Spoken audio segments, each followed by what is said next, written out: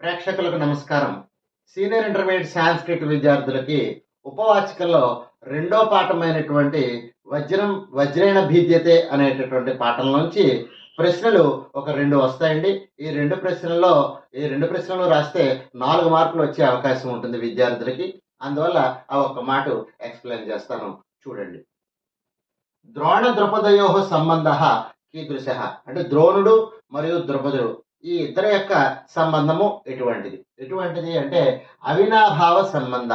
అవినాభావ సంబంధ అంటే ఒకరు లేకపోతే మరొకరు లేరు అనేటటువంటి విడివడనటువంటి సంబంధము. వీరిద్దరు కూడా స్నేహితులు. దీనికి వేరే సమాధానం కూడా రాసుకోవచ్చు. అదేమిటంటే అవిభాజ్య స్నేహ సంబంధ. అవిభాజ్య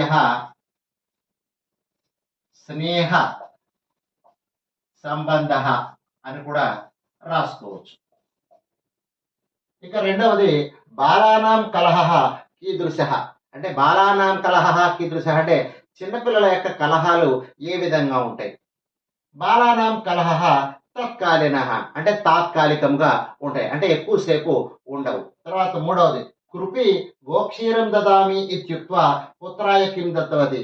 కృపి అంటే ద్రోణాచార్యుని యొక్క భార్య గోక్షీరం దదామి ఇత్యుక్త్వా ఆవు పాలు ఇస్తాను అని చెప్పి పుత్రాయ తన పుత్రుడైనటువంటి అశ్వత్థామకి కిం దత్తవతి ఏమి ఇచ్చింది అంటే గోక్షీరం దదామి ఇత్యుక్త్వా కృపి పుత్రాయ పిష్టమిశ్రితం జలం దత్తవతి. పిష్టమిశ్రితం జలం అంటే పిండి కలిపినటువంటి నీళ్ళని ఇచ్చింది. పిండి కలిపిన నీళ్లు, వాటిని సంస్కృతంలో పిష్టమిశ్రితం జలం అని చెప్పుకుంటాం. తర్వాత కేన ద్రుపదః గర్వాంధః జాతః అంటే దేని చేత ద్రుపదుడు గర్వాంధుడయ్యాడు అంటే గర్వంతో గుడ్డివాడయ్యాడు. దేని చేత అంటే ధనశ్రియ అంటే ధన సంపదల చేత ద్రుపదుడు గర్వాంధుడయ్యాడు అంటే గుడ్డివాడయ్యాడని చెప్పుకోవాలి.